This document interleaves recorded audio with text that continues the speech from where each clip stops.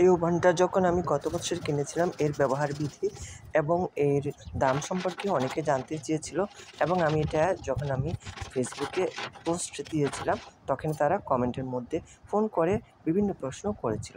তাই ভাবলাম আজকে একটা ভিডিও বানাই তাদের জন্য, যারা বিশেষ করে বাসা শিফট করে, যেখানে লাইনের গ্যাস নাই, সিলিন্ডার গ্যাস আছে এবং বিকল্প হিসাবে এরকম একটা ইলেকট্রিক ওভেন চায়, কিন্তু তাদের মনে ভয় থাকে যে এটা শর্ট করে কিনা এবং এটার বিল কীরকম আসে। এটা হচ্ছে অফ অন আইকন, এটা দিয়ে বন্ধ এবং ওভেন স্টার্ট করা যায়। আর এটা হচ্ছে অফ অন করার পরে ফাংশন, আর এটা অফ ফাংশন হয়ে গেলে এটাকে হিট কমানো যায় মাইনাস সাইনটা, আর প্লাস সাইনটা দিয়ে হিট বাড়ানো যায়। কমালাম আর এটা 800-তে চলে আসছে। এটা হচ্ছে টাইমার, এটা টাইমার দিয়ে এই টাইমটা 1 মিনিট 2 মিনিট আপনি 10 মিনিট 15 মিনিট যত ইচ্ছা বাড়াতে পারেন প্লাস চিহ্ন দিয়ে, আর মাইনাস সাইন দিয়ে এটাকে কমানো যেতে পারে। এই টাইমটা অনেকটা ওভেনের মতো।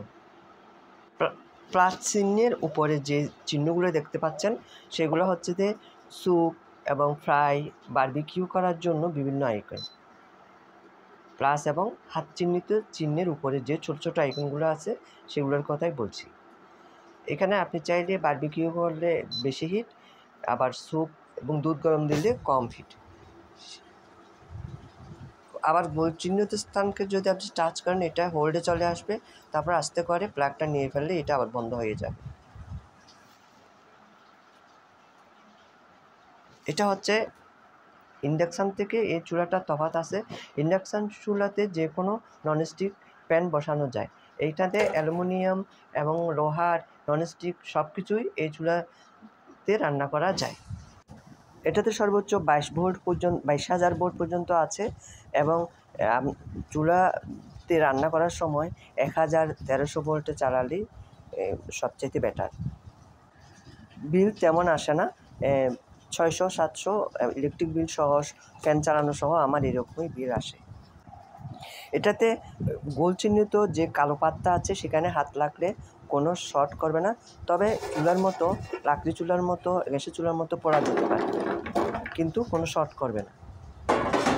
এই যে আমি কাঁঠাল বিচিগুলোকে আমি একটা স্টিলের চামচ দিয়ে এগুলো নাড়ছি। যে কোনো স্টিলের চামচ কিংবা লোহার পাত দিয়ে এটা স্পর্শ করলে কোনো সমস্যা নেই।